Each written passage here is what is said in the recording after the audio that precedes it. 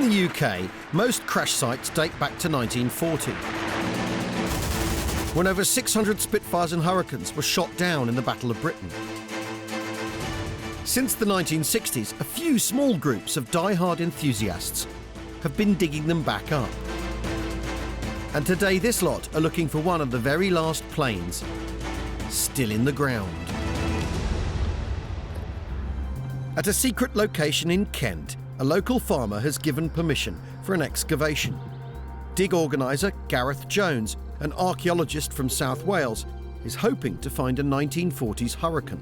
Battle of Britain digs, they don't happen that often these days of our lives. Most of them are being dug up, and this is one of literally only a handful that's in accessible conditions in a farmer's field. So we're very lucky to obtain their permission. He's joined by veteran digger Steve Vizard, who has unearthed over 100 Spitfires and Hurricanes in the last 40 years. This is actually a site that I came to, must be very early 80s, so it's good that today's generation of researchers and fixers, is going round still investigating the ones that were never thoroughly examined all those years ago. Historian Robin Hill has a strong hunch exactly whose plane crashed here. I was looking into crashes, and one of them was this aircraft, and I wrote to the pilot, who was still around at that time, and he sent me a reply, which surprised me because it was very generous of him, detailing exactly what had happened to him. That pilot was Desmond Fopp. On the 10th of September 1940, Fopp was cornered by 3 Messerschmitt 110s, hit from below and bailed out at 17,000 feet. He landed in a tree with his toes just touching the ground, and his uniform was still smouldering. And a farm worker came up to him who thought he was a German at first and gave him a couple of prods with a pitchfork before Fopp managed to convince him with a set of fruity language that he was actually British. He was then taken to hospital, where he began weeks of intensive care and rehabilitation before rejoining his squadron later in the war. Before they dig, a powerful metal detector is used to map out the site. This will actually pinpoint the epicentre of the crash. This will pick up metallic objects only, such as the engine, undercarriage legs, all the steel parts.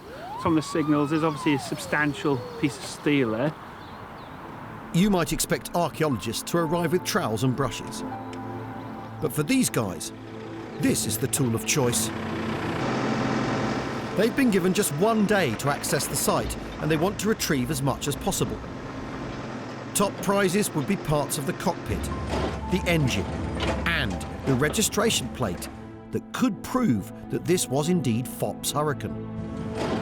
As the digger makes light work of the topsoil, Steve's daughter Vicky is on the lookout for telltale signs that they'll need a more gentle approach. And we are just keeping an eye out for what we call crystals, which is corroded bits of aluminium. There'll be bright blue-white crystals, and that will tell us where the main part of the airplane is. Just a few feet down, parts begin to emerge. Just a typical piece of Hurricane structure with all the struts going into a joint there, and then there's a stainless steel bracing strut down there, which is sort of typical of the Hurricane construction, very different to a Spitfire. They're not looking for metal skin, because unlike the Spitfire, the Hurricane was mainly fabric covered, based on the earlier biplanes it evolved from.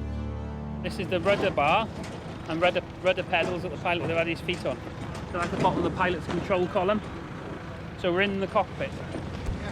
The deeper it gets, the more excited they become.